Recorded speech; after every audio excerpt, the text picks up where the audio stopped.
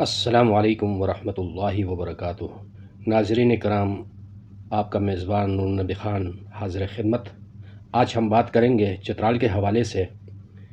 چترال دو اضلاع پر مشتمل علاقہ بنیادی سہولیات کی عدم دستیابی اور حکومتی عدم توجہی۔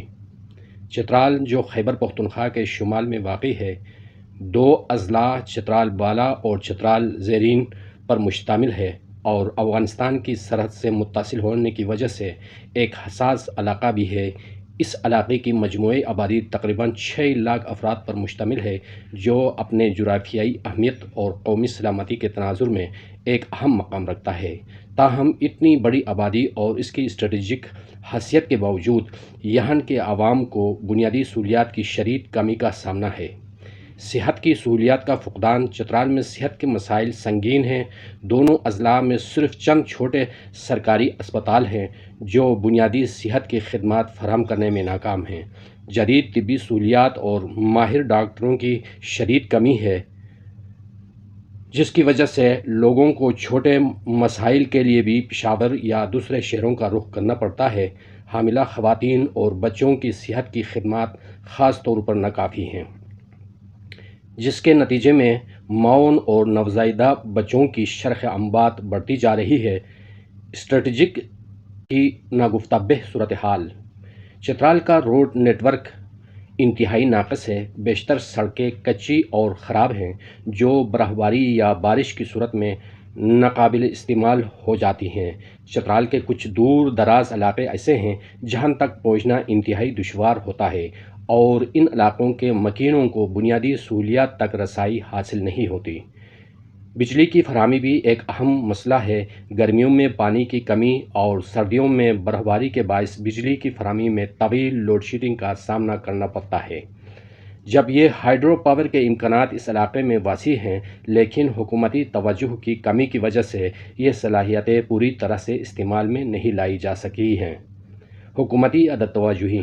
چترال اپنے جغرافیائی محل وقوع کے لحاظ سے افغانستان کے ساتھ متصل ہے اور اس وجہ سے ایک حساس سرحدی علاقہ بھی ہے۔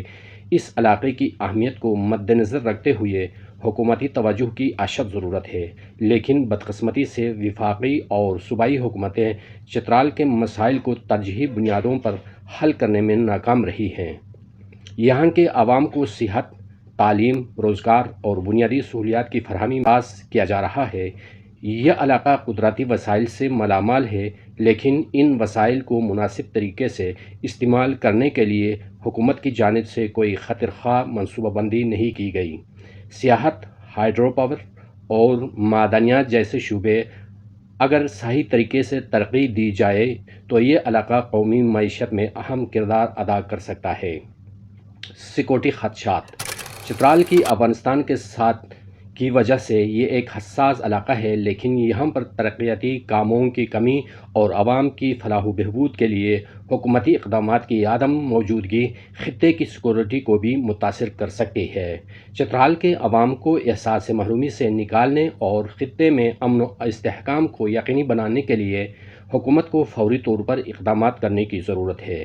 نتیجہ: چترال کی پسماندگی اور عوامی مسائل کو حل کرنے کے لیے ضروری ہے کہ وفاقی اور صوبائی حکومتیں اس علاقے کو اپنی پالیسیوں میں ترجیح دیں۔ صحت، تعلیم، انفراسٹرکچر اور روزگار کے مواقع میں بہتری لا کر یہاں کے لوگوں کی زندگیوں کو بہتر بنایا جا سکتا ہے۔ ساتھ ہی اس علاقے کی اسٹریٹجک اہمیت کو مدنظر رکھتے ہوئے قومی سلامتی کے لیے بھی اس علاقے کی ترقی ناگزیر ہے۔ اگلے ایپیسوڈ تک اجازت دیجیے۔ اللہ ہم سب کا نگہبان۔